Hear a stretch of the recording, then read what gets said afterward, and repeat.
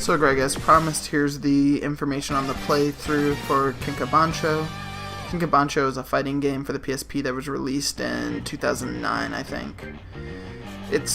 I personally like to call it Godhand Light, but like you said, you may not have actually heard of it before, so. At your hotel room, which is where you start off every single day, you can change your outfit and change your moveset. So we'll start with the outfit. You get 8 different choices for stuff you can change. You can change your shirt, your coat, your pants, your shoes, your hat, your glasses, your facial features, and then your mask. You can wear a mask on your face as well. So shirts are purely cosmetic.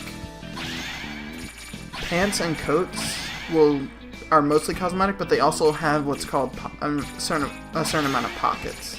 Pockets are your item slots in this game, so if you choose something that doesn't have any pockets, you'll be able to carry less items. Hats, glasses, facial features, and masks and shoes are all purely cosmetic as well.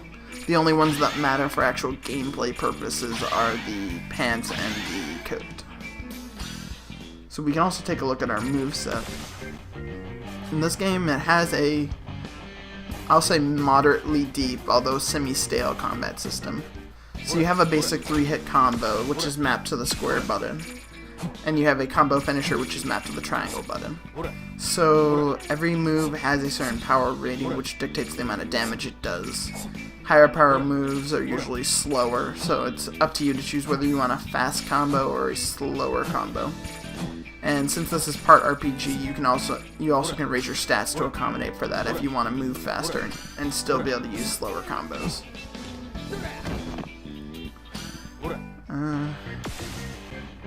In addition to the basic combo, you can grab people and execute different moves from a grab. You can also do running attacks, jumping attacks, running grabs, jumping. I don't think you can do jumping grabs, but when they're on the ground, you can also pin them and do moves on them from that position as well. Finally, there's also Ki, which allows for you to recharge your Ki or fighting spirit. And you need that to perform special moves such as charged attacks and local specialties. We'll get into local specialties once I actually show it off.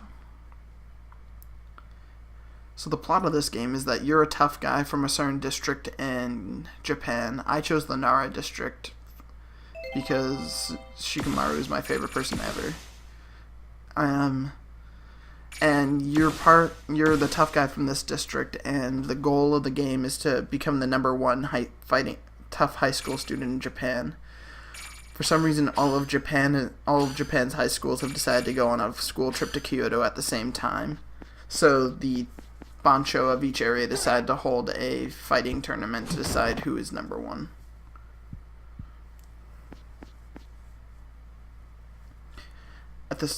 At the morning of each day, our class trip still has an itinerary that we can follow if we want to go places and sightsee. If you go with the class, you'll usually get some sort of events or plot. Otherwise, you can just ditch if you want to go hunting down other banchos. For today, we'll go with the class, just to show a little bit of plot for this video. Now, one thing is that everything passes in real time. So every 5 seconds or so in real time is a minute in gameplay time. And there are certain events that will only happen at certain times during the day. In order to start a fight, like I said, you have to stare at them so intensely that lasers shoot out at them. If they want to fight back, you get into a trash talk fest where you pick 3 phrases that match up the phrase that you say. If you do it correctly, you get the first hit in. If you do it incorrectly, they'll get the first hit on you. So then once you get to that, you get to actual combat. There's the basic 3-hit combo that I had talked about previously. You can grab and do weak grab attacks or stronger grab attacks. And then you can also pin them when they're on the ground and do weak and strong attacks from that position as well. You can do charge attacks, but charging an attack will cost Ki, which is recharged by getting beat up or by personally choosing to charge up your Ki. When knocked out, other people will usually drop items such as cash or food. different food will have different effects. And if you try to start a fight with a civilian, you'll just stare at them until they get freaked out and run away. If you stare at particularly weak enemies, they'll get knocked on their ass from your powerful badass stare, and they won't fight you. Now, if you screw up the smash talk phrase, like I said, they'll get the first attack in. If you really screw it up like I did, they'll say to stop saying such ridiculous things or stop speaking gibberish. One thing I noticed with the game is that if you still make a coherent phrase, but it's the wrong one, the game will actually acknowledge it, and we'll see that later on.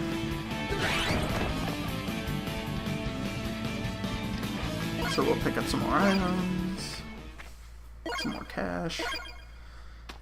And so you can, in this game, you can also run and jump. You have a stamina that we'll get into later that you can't normally see. And if you try to stare at the police officer, he just does not care. You can stare at him all day. That's kind of boring, so we'll ignore him.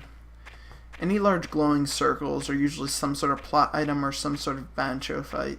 So we'll go into this one and see what's going on the school trip.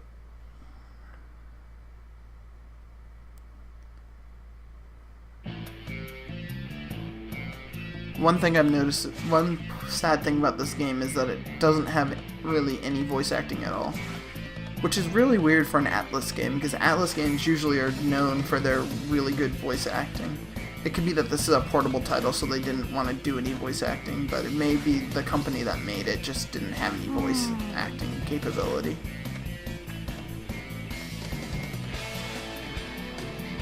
So this is one of our classmates who appears to have gotten into a bit of a snafu with another bad guy, with another tough guy from a different district.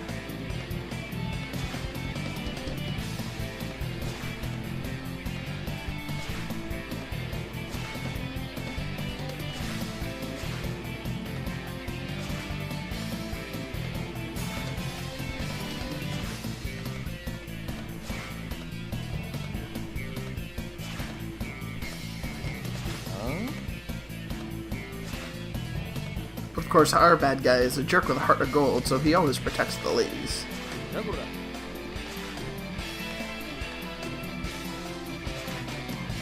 And this game has lots of terrible puns. So, despite the fact that they have no voice acting and very repetitive music, if you take the time to read what they're saying, the game does have a lot of wit and some really good characterization of some of the characters, especially some of the Banchos. Sadly, I won't be showing that to you because the recording died halfway through. But that was a local specialty. So when you defeat Banchos, you get local specialties from each of their areas, and those are essentially super moves in this game. You can only have one equipped at a time, but there's lots of different ones. Like that one was a local specialty where you just toss a fruit in the air, punch it at the people. Other ones that I've unlocked so far are ones where you do a repeating tiger knee to the face for the guy. Another one has you grab the person and call down lightning on them. They're kind of ridiculous and over the top, but this game's plot and premise is also kind of ridiculous and over the top. One nice thing is during the loading screens, you get some Japanese as well as what its meaning is, and it does really good to help catch you up with some of the phrases which may be said in the game. So there's a group of people here that we can start a fight, but there's a cop right there, and we don't want to do that. So instead we'll join them in squatting down and charging up our Ki. So you can charge up Ki, and that'll allow for you to use your super moves again. So back at the cell feature, you can get text messages and you can call people to come help you out. And you can also take pictures and save them. So this Chiba guy is helping manage the entire battle royale type deal that's going on. So let's get this next fight started. He doesn't seem to want to fight, so we'll talk to the next guy instead.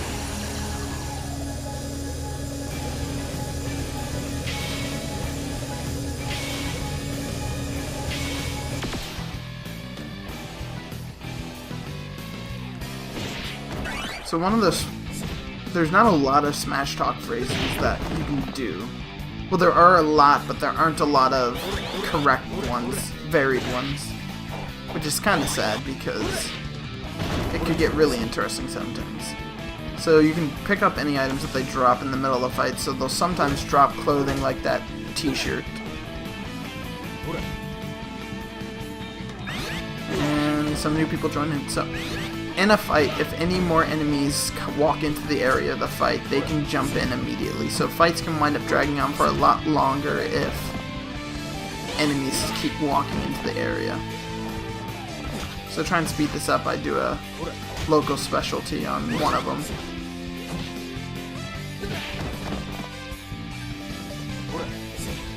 But not fast enough and 2 more people jump in. So there's that stamina gauge I was talking about earlier. If you keep mashing attacks and keep executing moves, you'll wind up running low on stamina, so just stop fighting for a little while and you can recharge it.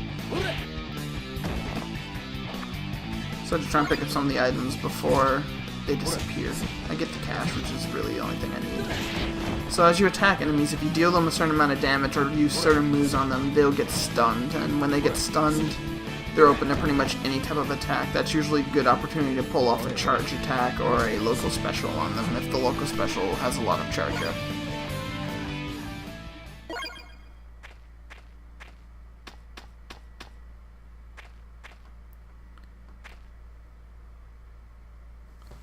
So with this guy, I wind up purposely messing up the phrase. So it's supposed to be you're getting a beating, but instead I say you're getting a smile. And like I said, the game recognizes him, and he's like, that's nice of you. But he still beats you up, and he gets the advantage. Not that it'll do him much. So there's those 2 guys, there's that one guy right over there. He's probably going to wind up jumping into the fight because I didn't beat this guy quickly enough.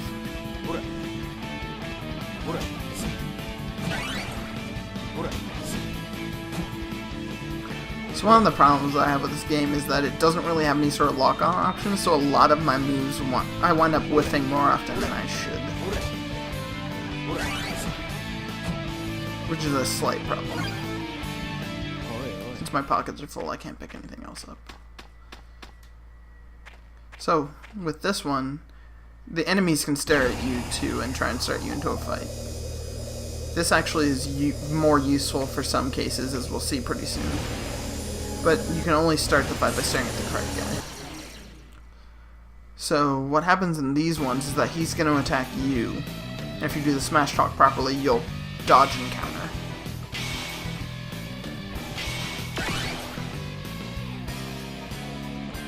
If you successfully dodge and counter, they'll usually drop something like that item right there.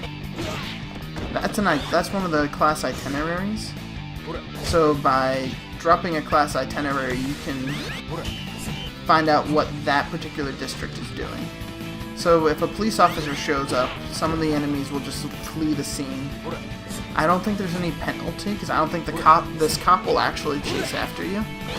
There are some cops, particularly one guy that you meet at the start of the game, that probably will break up fights or beat you senseless if you if you try to start fights in his area. But I haven't tried to challenge that yet and figure out where he is. Oi, oi.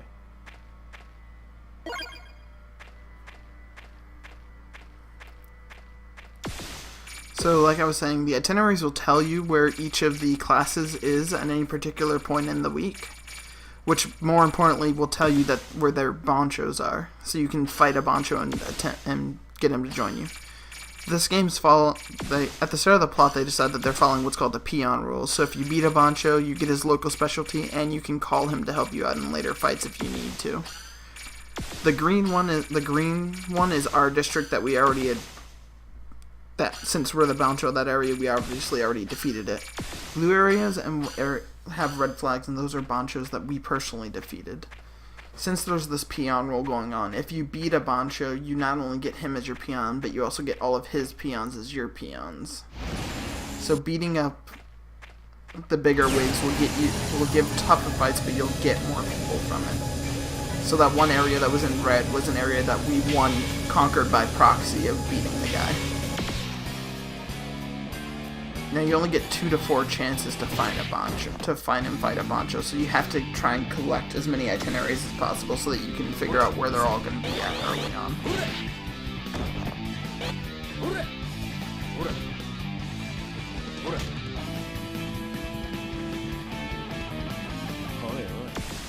And because I'm tired of not being able to pick up items, I decided to go through them. So items can heal health, stamina, or your ki, or your spirit or ki. So by drinking the super ki drink C, we top off our ki and we can pick up a stamina drink. So I initially went this way because I was hoping there would be some plot, but there doesn't appear to be any plot. So instead, we'll go back up to the start of the map. So this way I can show you what happens when you get tired.